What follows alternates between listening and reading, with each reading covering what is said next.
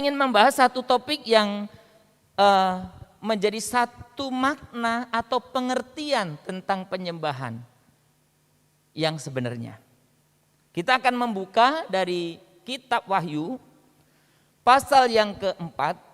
Kita akan membaca mulai dari ayat yang ke-8 sampai dengan ayat yang ke-11. Wahyu pasal yang keempat, kita akan membaca ayat yang ke-8 sampai dengan ayat yang ke-11. Kalau sudah mendapatkannya, kita akan memperhatikan Alkitab kita. Saya akan membacakannya, ya, supaya kita bisa mengikutinya. Saya akan mulai dalam nama Tuhan Yesus, Wahyu pasal 4 ayat 8. Dan keempat makhluk masing-masing bersayap 6 sekelilingnya, dan di sebelah dalamnya penuh dengan mata, dan dengan tidak berhenti-hentinya mereka berseru siang dan malam, Kudus, kudus, kuduslah Tuhan Allah yang Maha Kuasa, yang sudah ada dan yang ada dan yang akan datang. Dan setiap kali makhluk-makhluk itu mempersembahkan puji-pujian dan hormat dan ucapan syukur kepada Dia yang duduk di atas tahta itu dan yang hidup sampai selama-lamanya, maka tersungkurlah ke-24 tua-tua itu di hadapan Dia yang duduk di atas tahta itu. Dan mereka menyembah Dia yang hidup sampai selama-lamanya.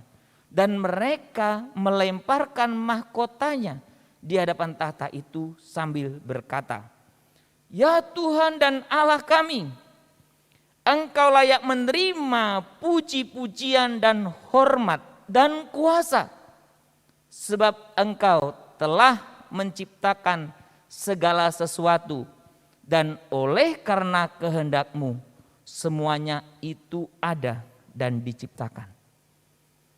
Saudara, bagian ini salah satu ayat yang sebenarnya saya sangat senang sebenarnya menyanyikannya, karena nyanyinya itu sangat megah. Bagi Dia yang bertahta, Sang Anak Domba, itu refrennya apa? Segala puji dan hormat dan kuasa selamanya. Ini satu-satu keagungan yang diungkapkan begitu luar biasa. Saudara, ketika kita membaca kitab Wahyu, kita itu lebih sering tergoda dengan simbol-simbol.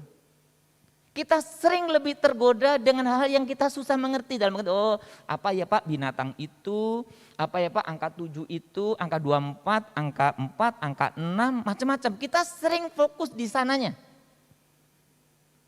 Padahal sebenarnya di balik kesulitan kita memahami itu, sebenarnya ada satu alur benang merah yang sebenarnya kita bisa pahami.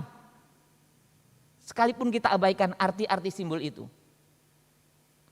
Termasuk kalau kita membaca bagian pasal yang keempat ini, kita berbicara tentang bagaimana penulis Wahyu melihat satu penglihatan dalam tahta surga. Maka ada yang memberikan judul bagian pasal 4 ini tahta surga gitu, tahta kerajaan surga. Kalau yang lain memberikan judul seperti isinya, ke-24 tua-tua dan keempat binatang, itu yang judulnya. Kita kan ide ya kalau baca 24 tua-tua, 4 binatang ya. Jadi bagian lain tahta surga. Dan kalau sudah membaca pasal 4 ini, kan kita diperhadapkan seperti itu ya, tahta kerajaan surga. Sudah waktu saya mempersiapkan ini, saya tuh membayangkan gini. Saya kurang tahu persis ya, kurang ingat persis tahun berapa ya, tapi 2000-an lah. Itu saya pernah ikut KKR di Gelora Bung Karno. Itu stadion tuh penuh manusia. Pada waktu mengangkat pujian itu, sudah saya belum betul-betul membayangkan satu hal yang luar biasa. Kayak saya bayangkan dia suasana surga itu kayak gitulah indahnya. Gak mungkin orang yang ada di situ bisa ngantuk-ngantuk, gak mungkin. Gak mungkin orang yang ada di situ bisa malas-malas, gak mungkin. Wah itu pokoknya kita terbawa suasana yang begitu luar biasa. Dan ketika menaikkan, tanda kutip ya, pujian penyembahan. Saudara, saya itu betul tidak bisa menahan emosi saya. Saya menangis dan saya rasakan Tuhan betapa indah sebenarnya kita menyembah Tuhan itu. Saudara, ketika saya membaca nas ini berulang-ulang saya bayangkan suasana itu. Jadi kalau kita melihat di dalam bagian ini, saudaraku, kita melihat bagaimana pewahyu menunjukkan, memperlihatkan suasana surga.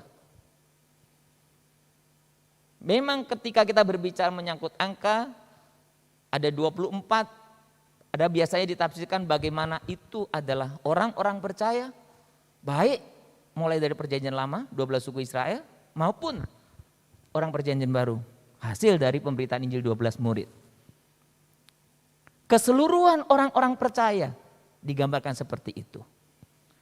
Saudara-saudara, kalau kita melihat di situ ada satu prinsip yang hari ini kita akan belajar bersama. Bagaimana orang-orang itu, 24 orang itu terus ada dalam hadirat Allah. Dan bagaimana yang mereka lakukan tadi ungkapannya siang dan malam. Itu menunjukkan kontinuitas bagaimana mereka menyembah Tuhan. Saya senang suatu ketika saya diingatkan oleh seorang ibu. Dia hubungi saya, kemudian dia bilang gini, Pak Sumardi tahu enggak? Kita itu harus latihan menyembah. Karena satu aktivitas yang enggak pernah berhenti dalam hidup kita itu cuma satu, menyembah. Saya waktu beliau ngomong gitu saya tidak begitu ini. Ya bu gitu ya, yang disarankan ya bu ya. Tapi ketika saya renungkan memang iya ya. Satu aktivitas yang tidak pernah berhenti itu menyembah. Menginjili itu berhenti, saudara. Apa yang tidak pernah berhenti? Jangan menyembah. Maka saudara, betapa pentingnya penyembahan. Tetapi hari ini kita ingin belajar apa itu sebenarnya penyembahan. Ya, apa itu sebenarnya penyembahan? Maka tadi saya katakan kita belajar dua prinsip hari ini dari Wahyu pasal yang keempat ayat 8 sampai dengan 11 tadi. Prinsip yang pertama saya ingin mengajak kita melihat seperti tua-tua tadi. Ada dalam hadirat Tuhan. Itu juga yang harus saya dan saudara alami. Selalu ada dalam hadirat Tuhan.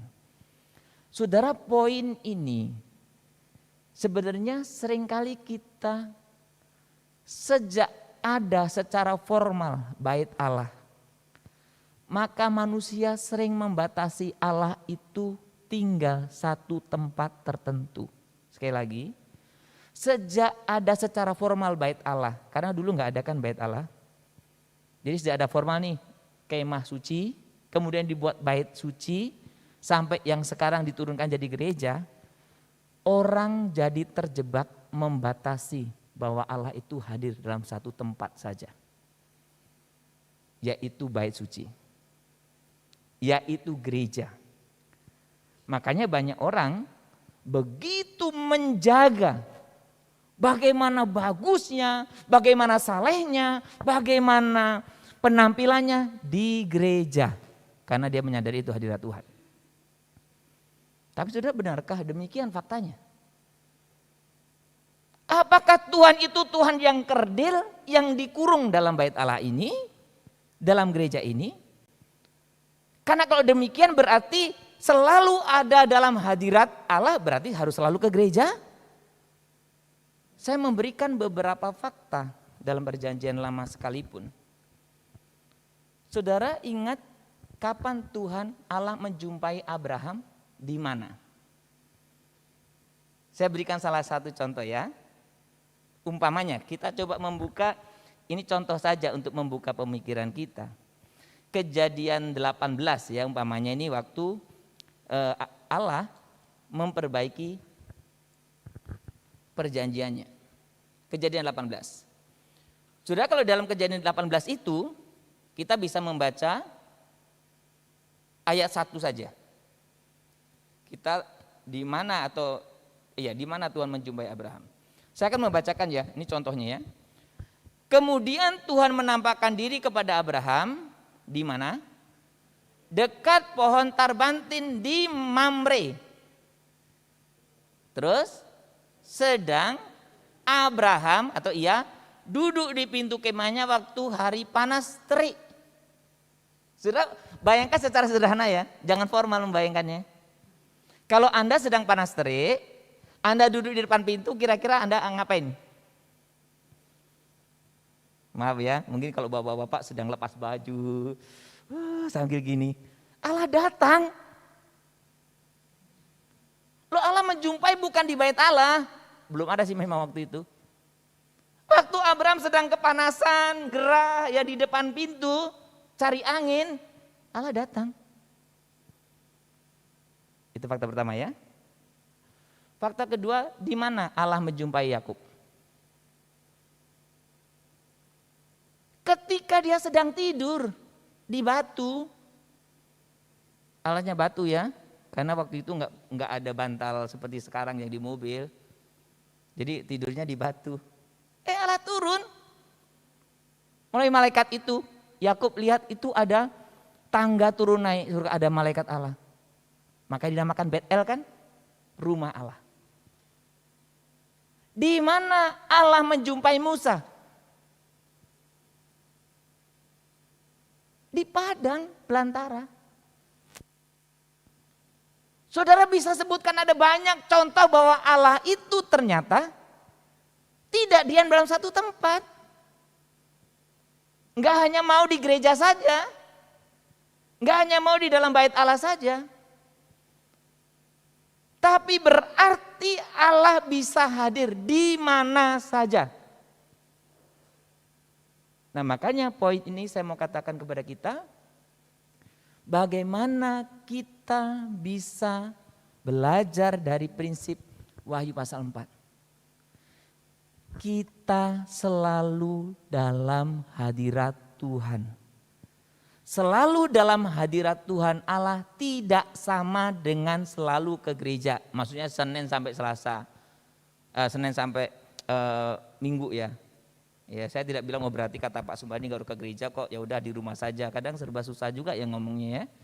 Maksud saya itu nggak harus Senin ke gereja tiap hari selalu hari ya Pak. Karena suka dibantah gitu Pak, kalau tiap hari ke gereja mana kita bisa makan. Itu selalu jawaban orang kan. Saya mau katakan kebenaran bahwa selalu dalam hadirat Allah itu tidak sama dengan selalu ke gedung gereja. Tapi ciri khasnya nyata bahwa hadirat Allah itu diperlihatkan. Makanya ketika mereka berkumpul, ketika ketika para tua-tua itu berkumpul menghadap hadirat Tuhan, apa yang diserukan di sana? Kalimat yang juga konsisten disampaikan oleh Alkitab. Yesaya 6 kita juga bisa melihat kebenaran ini. Seruannya apa? Kudus, kudus, kuduslah Tuhan Allah. Berarti di mana Anda harus kudus? Bukan di gereja. Surat tanpa ada niat saya menghakimi siapapun. Saya juga tidak sedang katakan konsep itu salah. Tapi ada gereja yang membatasi naik sini nggak boleh pakai sendal, nggak boleh pakai sepatu. Ada gereja yang seperti itu. Padahal kalau office boy membersihkannya bukan hanya pakai sepatu, pakai apapun dipakainya. Saudara, membatasi ini hadirat Allah, situ bukan. Artinya ini kudus, situ nggak kudus. Sini kudus, di luar sana kudis. Konsep ini menentukan kehidupan kita. Maka ketika kita menyadari kehadiran Allah itu bisa di mana saja, berarti di mana saja kehidupan saya dan saudara harus kudus. Ada atau tidak ada yang melihat Anda, formal atau tidak formal, Anda dimanapun.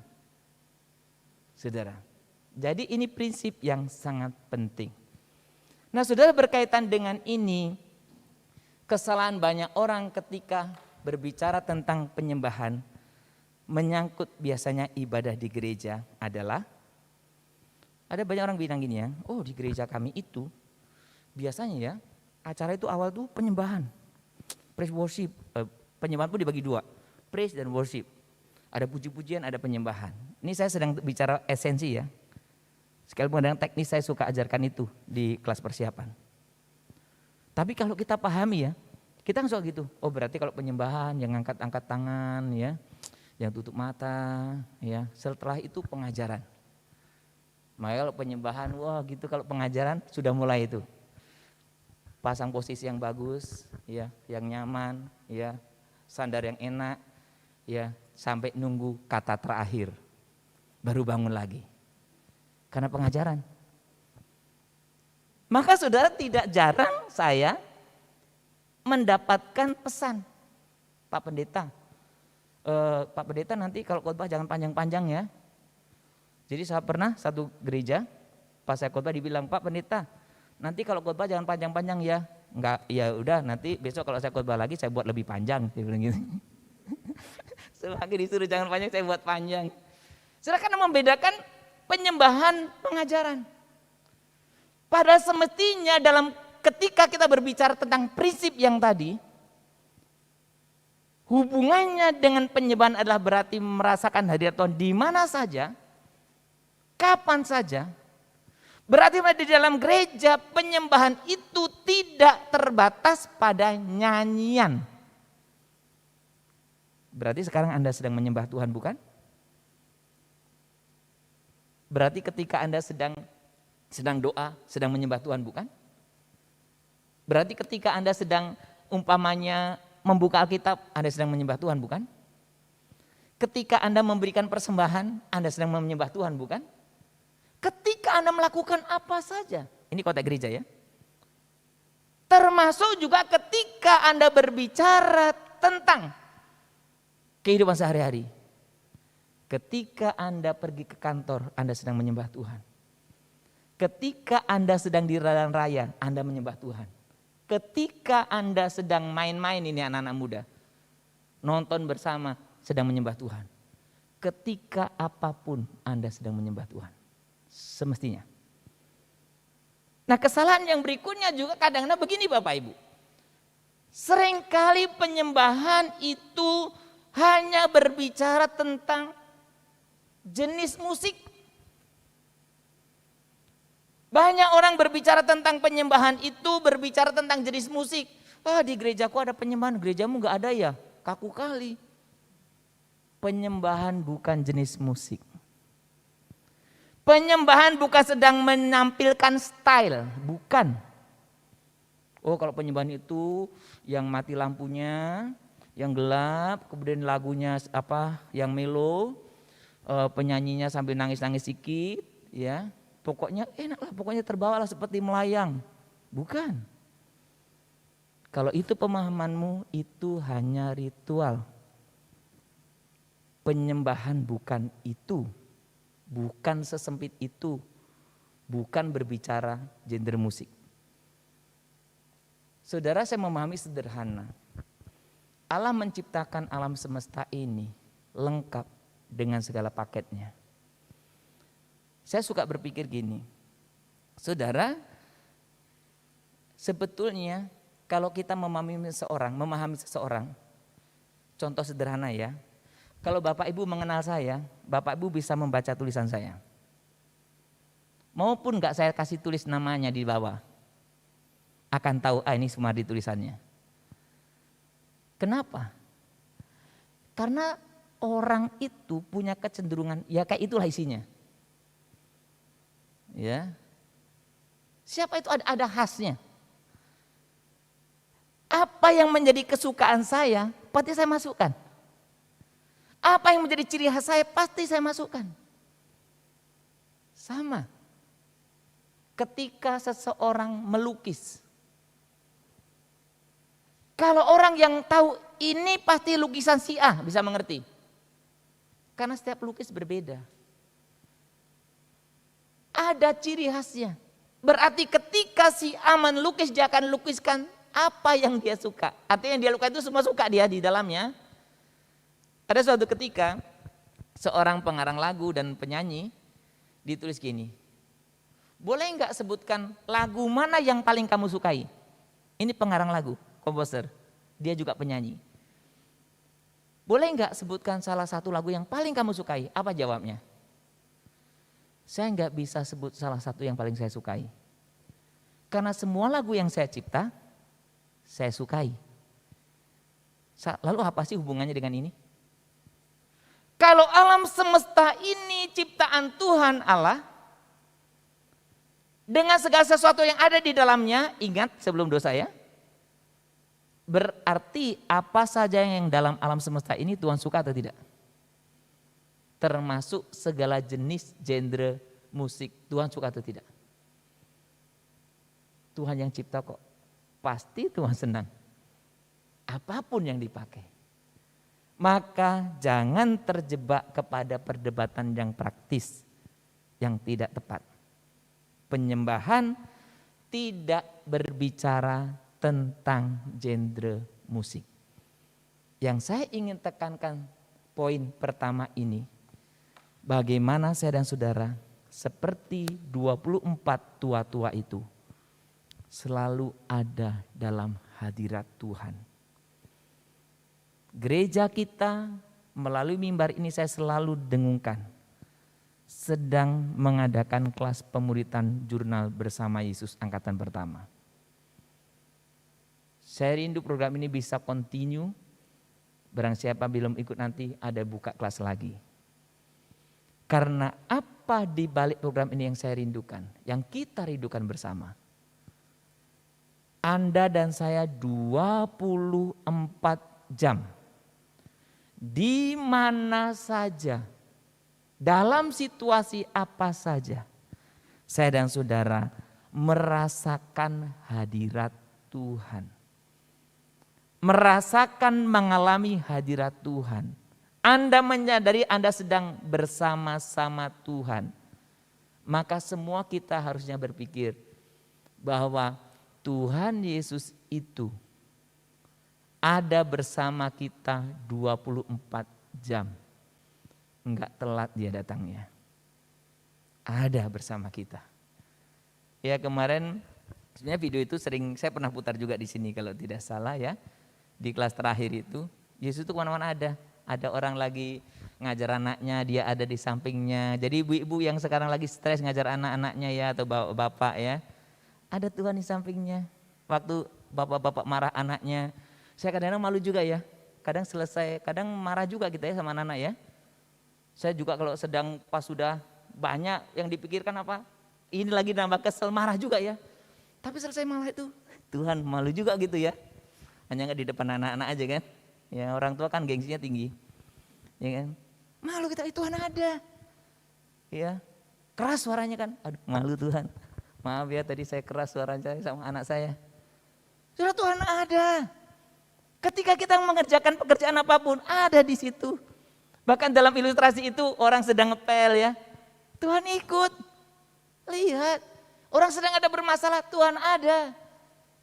Saudara, pengalaman praktis ini yang semestinya kita alami dalam hidup kita. Jadi saya dan saudara tidak pernah sendiri.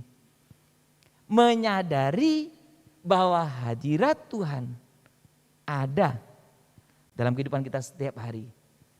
Membawa kita untuk kita bisa mengalami Tuhan. Melihat penyertaan Tuhan.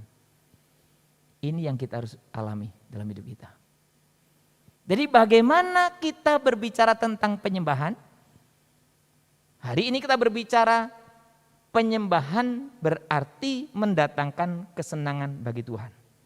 Bagaimana kita bisa menyadari atau bagaimana kita bisa mendatangkan kesenangan bagi Tuhan? Yang pertama, Anda harus menyadari setiap hari dimanapun Anda ada dalam hadirat Tuhan.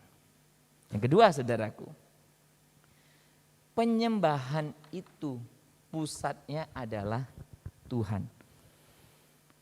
Saudara, penyembahan itu pusatnya adalah Tuhan. Nah sebetulnya ya, kalau kita menyembah, posisi ini kurang bagus ya. Posisi kita, saya berbicara yang sederhana. Posisi kita kurang bagus ya. Karena saya di sini menghadap Anda. Anda ke sini menghadap saya. Atau tadi Pak Dokter di sini menghadap Bapak Ibu menghadap. Seolah-olah yang dilihat siapa? Di depan bukan? Semestinya saya di bawah sama-sama. Saudaraku.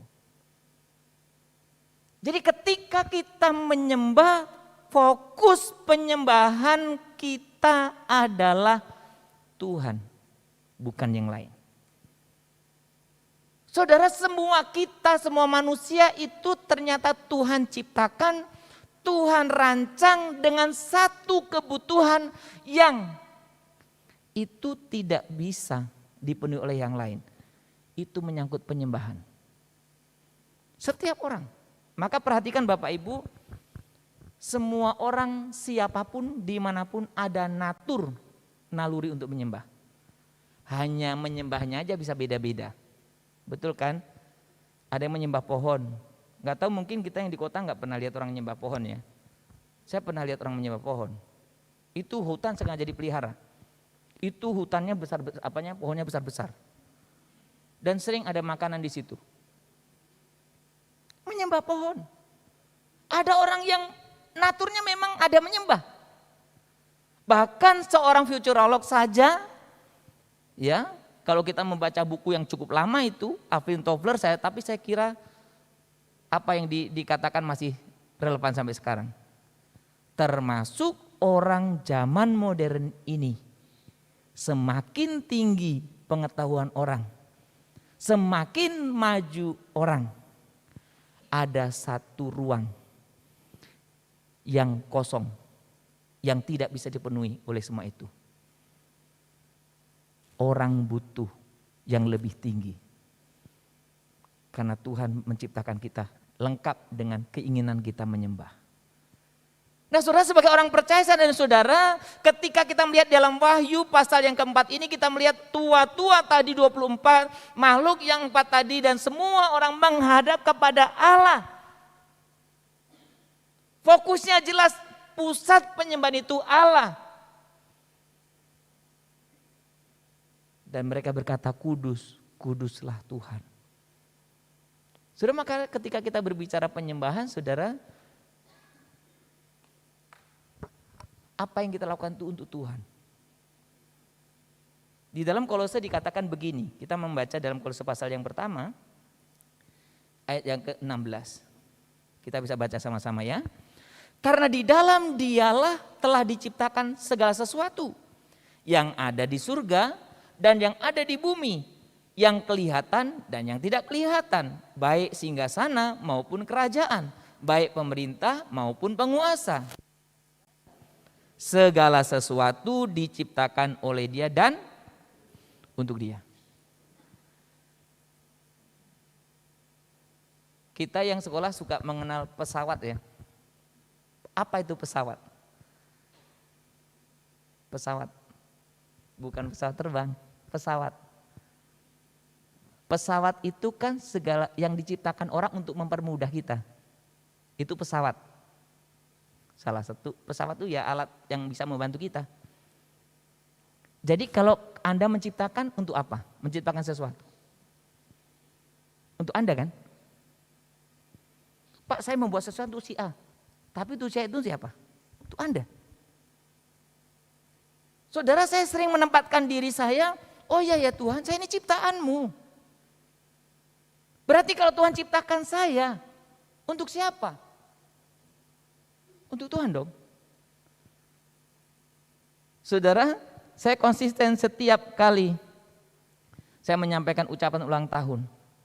Saya selalu mengingatkan kita akan tujuan yang Tuhan taruh dalam dirimu. Karena setiap hari Anda harus menyadari tujuan Tuhan ciptakan saya itu apa. salah satu hal yang penting dalam poin ini yang kita belajar bersama adalah menyenangkan Tuhan.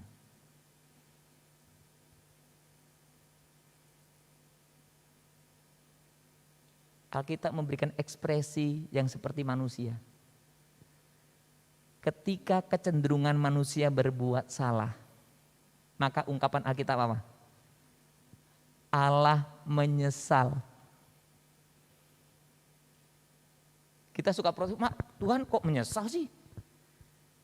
Itu ekspresi, saudara. Itu antropomorf, namanya melihat orang itu seperti manusia, melihat Tuhan itu seperti manusia. Karena Tuhan ciptakan manusia untuk menyenangkan dia, tapi kecenderungannya berbuat dosa. Ibu-ibu ada pernah marah nggak sama anak yang bandel? Tahu gitu, waktu kecil kamu kepitet. Kalau tahu gitu udah gede nyebelin gitu, kalau tahu waktu kecil gitu, saya pites gitu. Saya yakin ibu-ibu di sini enggak. Ibu di sini baik-baik ya marahnya ya. Kan ungkapan harusnya kamu itu menyenangkan papa mama. Jangan membuat sebel. Allah menciptakan saya dan saudara pun sama. Untuk menyenangkan hatinya. Untuk menyenangkan hatinya. Inilah inti atau arti penyembahan. Menyembah berarti ketika kita menyembah tujuannya bukan mendatangkan kesenangan bagi diri sendiri, tapi bagi Allah. Banyak orang mengukur penyembahan itu dari dirinya sendiri. Banyak orang menilai penyembahan itu bagus atau tidak, itu dari dirinya sendiri. Saudara, sering kan kita dalam ibadah ada evaluasi kan? Tadi bagaimana ibadah? Yang kita evaluasi apa? Oh tadi bagus, lancar, semua lancar. Hah? Yakin lancar? Ya teknis mungkin lancar. Tapi pertanyaannya apakah ketika engkau menyembah itu menyenangkan Tuhan? Tadi salah ya, lagunya fales. Iya, secara teknis harus kita evaluasi fales. Tapi pertanyaan apanya dengan fales itu berarti Tuhan jadi marah? Oh, saya sedang tidak mengabaikan, saya sedang tidak mengabaikan melayani dengan karunia, bukan. Saya sedang mengajak kita melihat yang paling penting. Jadi menyembah itu berarti bagaimana saya dan saudara menyenangkan Tuhan. Bukan diri sendiri. Menyenangkan Tuhan bukan diri sendiri. Maka ketika kita diskusi atau kita mengeluh gini. Ya saya tidak mendapatkan apapun dari penyembahan hari ini. Kadang-kadang mengkambing hitamkan lagi. Di gerejamu gak ada Roh Kudus. Seolah Roh Kudus itu hadir kalau dia menangis. Roh Kudus hadir bisa tertawa. Tadi Tuhan Allah hadir pas Abraham kepanasan. Mana enak sih musim panas di depan apa istilahnya di apa gitu? Gak enak, Allah hadir. Allah hadir ketika Musa di padang belantara. Mana enak sih tidur pakai batu. Tidur pakai batu, Yakub melihat pintu surga ada tangga ke bawah. Anda tidur pakai bantal, mimpi hantu. Bukan posisi itu yang menentukan. Jadi ketika kita berbicara penyembahan, sekali lagi saya dan saudara sedang berbicara bagaimana menyenangkan hati Tuhan. Kekinian ada banyak muncul sekarang, ada apa istilahnya gereja metaverse, ada macam-macam lah itu. Bolehlah bermunculan macam-macam. Pertanyaan saya, itu menyenangkanmu atau menyenangkan Tuhan? Itu menyenangkanmu atau menyenangkan Tuhan? Kemarin saya ngobrol dengan siapa saya lupa ya. Katanya sekarang ada gereja yang drive-thru. Gereja drive-thru. Ya, jadi masuk ke gereja itu ya, dikasih, saya lupa ngobrol dengan siapa ya. Di mobil saya ngobrol. Naik masuk, kemudian dikasih apa? VCD ibadah, ambil anggur perjamuan, kasih nomor rekening, transfer. Nah, jadi kayak KFC kan, drive-thru gereja. Pertanyaan saya, apakah itu menyenangkanmu atau menyenangkan Tuhan? Dari macam-macam, berbagai macam generasi, masa itu ada tantangannya sendiri, pertanyaannya tapi tetap sama. Saudara, konteks wahyu waktu itu adalah bagaimana jemaat dianiaya. Salah satu yang membuat mereka menderita adalah pemimpin dunia, kaisar. Tapi melalui penglihatan wahyu ini, dalam kitab wahyu ini Yohanes menyampaikan, yang tetap kamu harus sembah hanya Allah saja. Karena penguasa sebenarnya bukan kaisar itu. Penguasa sebenarnya Allah saja.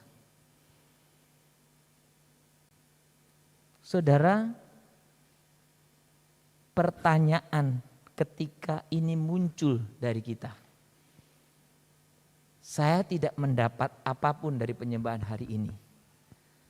Saya mau pastikan, kalau itu sering muncul dalam dirimu, kamu sedang menyembah dengan alasan yang keliru. Saya dan saudara sedang menyembah dengan satu alasan yang salah. Berarti bukan untuk Tuhan, bukan? Untuk kita. Saudara.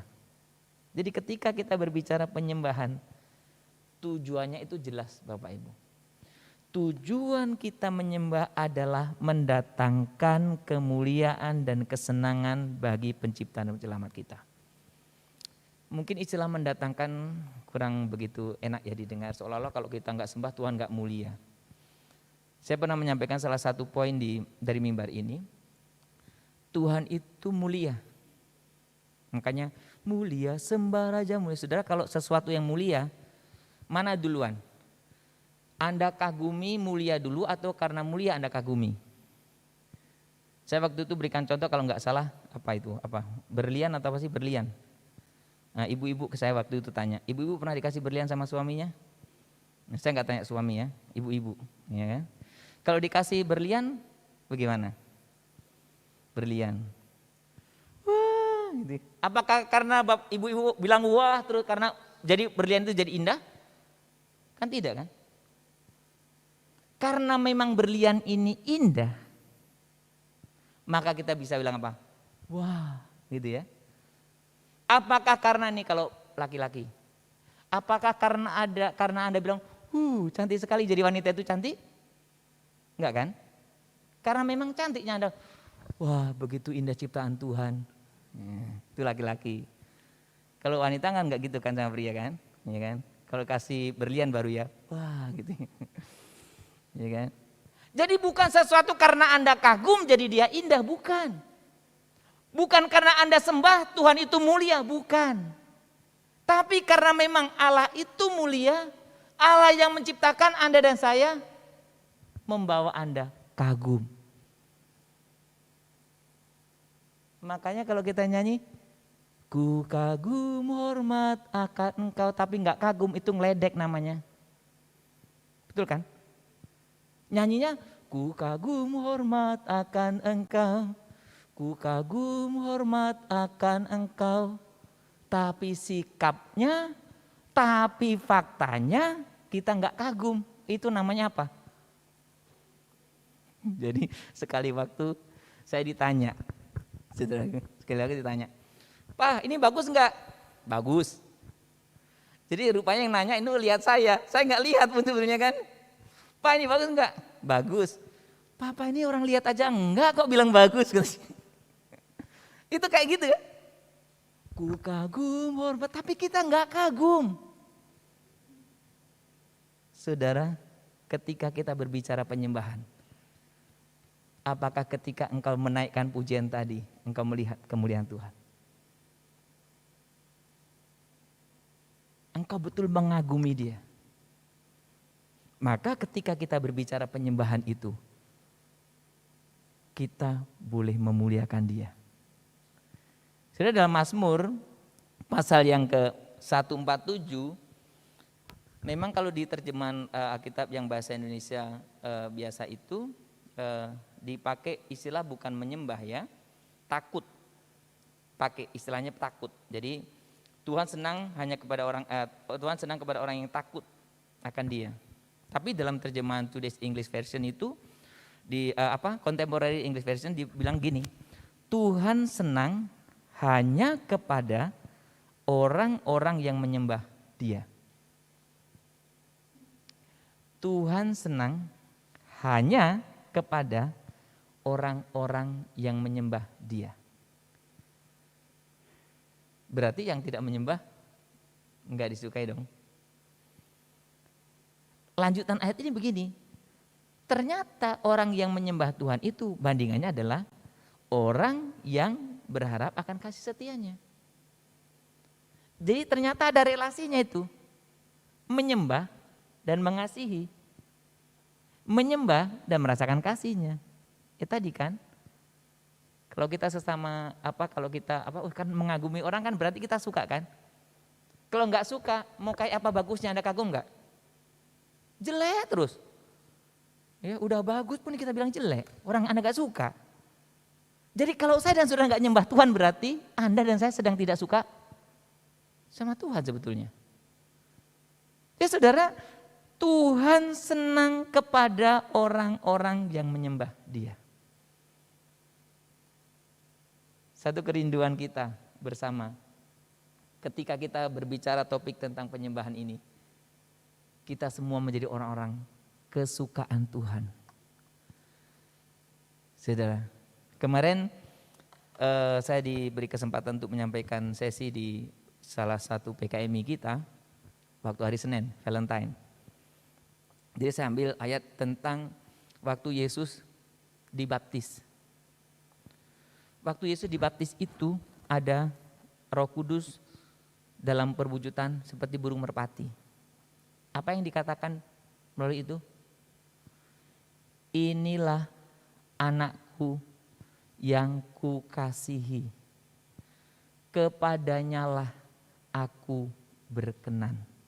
Perhatikan baik. Itu suara menceritakan suara Allah Bapa. Menuju kepada siapa? Yesus. Awal bulan saya khotbah tentang Yesus. Apa prioritas Yesus? Prioritas Yesus itu mengagungkan Bapa.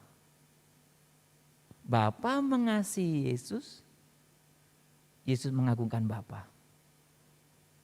Bapa mengasihi saya dan saudara mengagungkan Dia.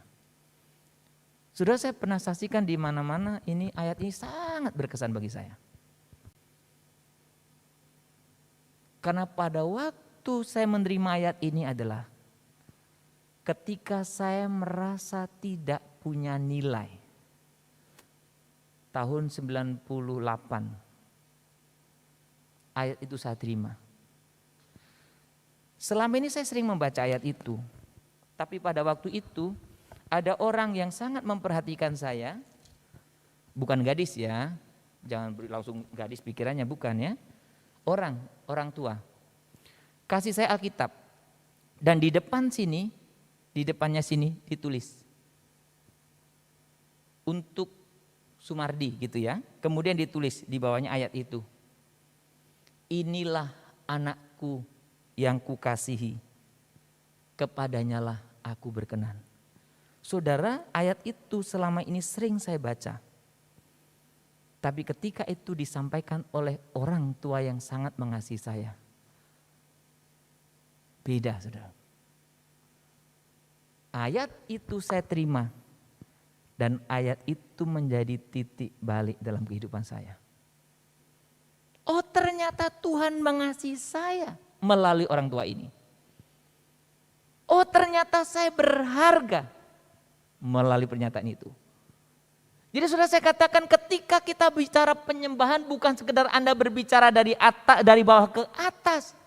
Tapi ketika engkau menaikkan penyembahan, engkau sedang mengerti siapa dirimu. Allah mengasihimu, betapa berharganya engkau, sehingga engkau boleh mengagumi Allah yang sedemikian. Dan saya rindu Anda mengalami kebenaran ini, yang mengubah hidup Anda, pasti. Menyembah Tuhan, menyembah Allah, berarti kita sedang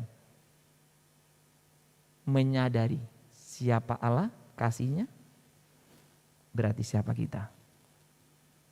Saudara, kalau demikian, berarti penyembahan bukan ritual ini saja. Penyembahan tidak terbatas di ruangan ini saja.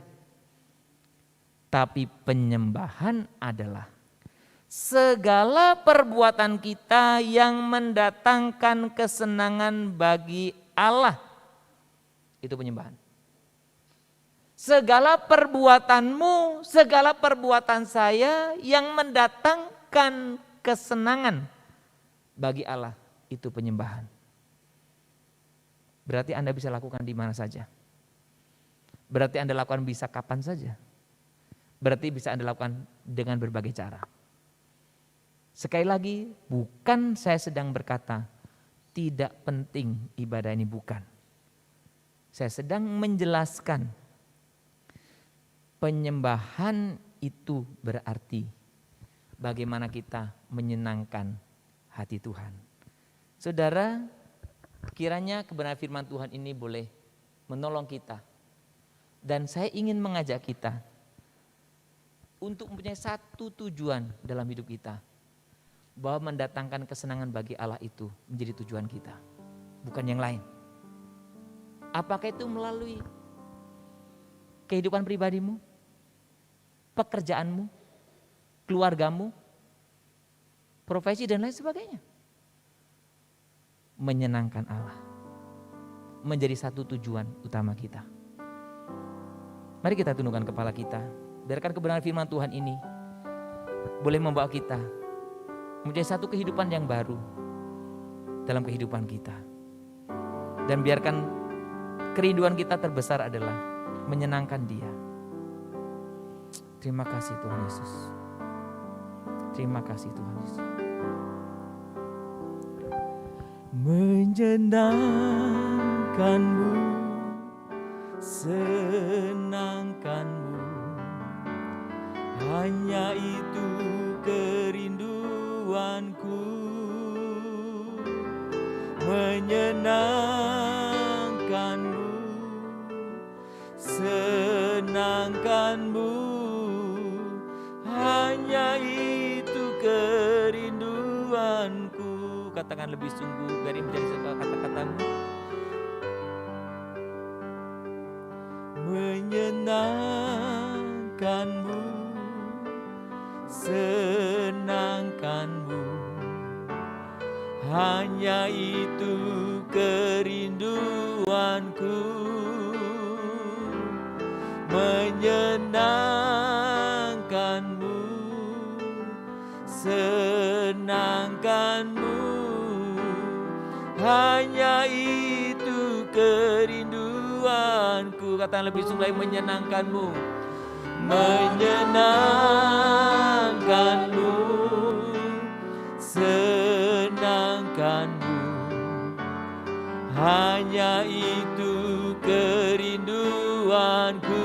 Menyenangkanmu Tuhan, menyenangkanmu, senangkan hatimu, senangkan hatimu, hanya itu kerinduanku. Hanya itu kerinduanku ya Tuhan, hanya itu kerinduan, hanya itu kerinduanku, hanya itu kerinduanku. Tuhan, biarkan pujian ini sungguh-sungguh menjadi doa kami. Kami ingin menyenangkan Tuhan dalam kehidupan kami. Ampuni kami kalau kami selama ini hanya menjadi orang-orang penyembah-penyembah yang palsu, yang hanya terjebak kepada ritual, tapi kehidupan kami setiap hari jauh dari Engkau. Tuhan, terima kasih karena Engkau boleh menyatakan kebenaran di tahta hadirat-Mu di surga. Penyembahan terus dijalankan. Dan biarkan kami ketika kami berdoa, datanglah kerajaan-Mu, kami pun mulai terus belajar ada dalam hadirat Tuhan setiap hari dimanapun. Dan biarkan satu-satu tujuan utama kami, satu-satunya tujuan utama kami, menyenangkan hati Tuhan. Pimpin kami ya Tuhan. Tolonglah kami. Kami berterima kasih atas berbagai hal yang belakangan ini menimpa kami semua di dunia ini. Berbagai bencana, pandemi, kami boleh hadapi. Biarkan itu menjadi satu tanda. Biarkan itu menjadi satu peringatan untuk kami semakin mengoreksi hidup kami. Karena kedatangan Tuhan kedua kali sudah semakin dekat. Biarkan kami boleh membiasakan diri hidup dalam hadirat-Mu, sehingga kami mempunyai satu gaya kehidupan kerajaan surga. Hamba-Mu berhenti menyampaikan kebenaran firman ini. Roh Kudus, tolonglah kami, untuk kami boleh Engkau ajari, kami mengerti kehendak Tuhan. Biarkan keterbatasan pikiran kami tidak menghalangi kami untuk Allah berkarya dalam hidup kami. Tuhan, kami rindu kami menjadi penyembah-penyembah yang benar, yang menyenangkan hati Tuhan. Kami berdoa untuk teman-teman kami, untuk jemaat Tuhan yang ikut dalam ibadah ini. Apapun kondisi keadaannya, biarkan mereka tetap boleh menyenangkan hati Tuhan. Mereka yang sedang bergumul melawan sakit penyakit, biarlah mereka tetap memuliakan Tuhan. Mereka yang sedang isoman atau sedang mengalami kesulitan apapun, biarkan mereka tetap memuliakan Tuhan. Mereka yang mengalami kesulitan yang ekonomi, biarkan mereka tetap memuliakan Tuhan. Karena kami sungguh percaya, ketika Tuhan boleh disenangkan oleh kehidupan kami, Tuhan boleh menolong kami juga. Bahkan Tuhan terus akan memelihara hidup kami. Tuhan, terima kasih. Terima kasih untuk firman-Mu. Inilah pujian kami, hormat kami, kemuliaan kami sampaikan kepada Tuhan. Di dalam nama Tuhan Yesus, kami berdoa dan kami sungguh-sungguh mengagungkan Engkau dalam kehidupan kami. Semua orang percaya yang menyembah Tuhan katakan, amin. Tuhan memberkati kita.